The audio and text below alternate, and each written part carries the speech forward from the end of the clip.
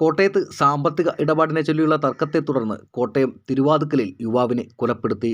പുതുപ്പള്ളി തോട്ടയ്ക്കാട് സ്വദേശിയായ 23 വയസ്സുള്ള ആദർശാണ് കൊല്ലപ്പെട്ടത്. സംഭവത്തിൽ കോട്ടയം നഗരസഭയിലെ മുൻ കോൺഗ്രസ് കൗൺസിലർ വി.കെ. അനിൽകുമാറും അദ്ദേഹത്തിൻ്റെ മകൻ അഭിജിത്തിനെയും പോലീസ് കസ്റ്റഡിയിലെടുത്തു. ഇന്നു രാവിലെ 2 മണിക്കാണ് കൊലപാതകം നടന്നത്. MDMAയുമായി ബന്ധപ്പെട്ട സാമ്പത്തിക ഇടപാടാണ് കൊലപാതകത്തിൽ കലാശിച്ചത്. ആദർശിൻ്റെ കയ്യിൽ നിന്ന് ലഹരി മരുന്ന് മകൻ അഭിജിത്ത് വാങ്ങിയിരുന്നെങ്കിലും പണം നൽകാൻ തയ്യാറായില്ല എന്നാണ് പറയപ്പെടുന്നത്. ഇതിനെ തുടർന്ന് പുതുപ്പള്ളി സ്വദേശിയായ ആദർശ് മാണിക്കുന്നിലുള്ള അനിൽകുമാറിൻ്റെ വീട്ടിലെത്തുകയും പ്രശ്നങ്ങൾ ഉണ്ടാക്കുകയും ചെയ്തു. ഇതേ തുടർന്നുണ്ടായ വാക്കുതർക്കമാണ് ഒടുവിൽ കൊലപാതകത്തിൽ കലാശിച്ചത്.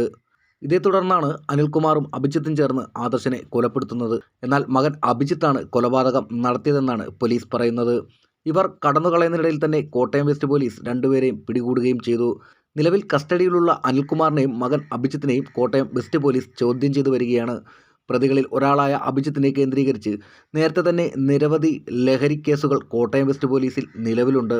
കൊല്ലപ്പെട്ട ആദർശിൻ്റെ മൃതദേഹം കോട്ടയം മെഡിക്കൽ കോളേജ് ആശുപത്രിയിലേക്ക് മാറ്റി. News desk, Kottayam.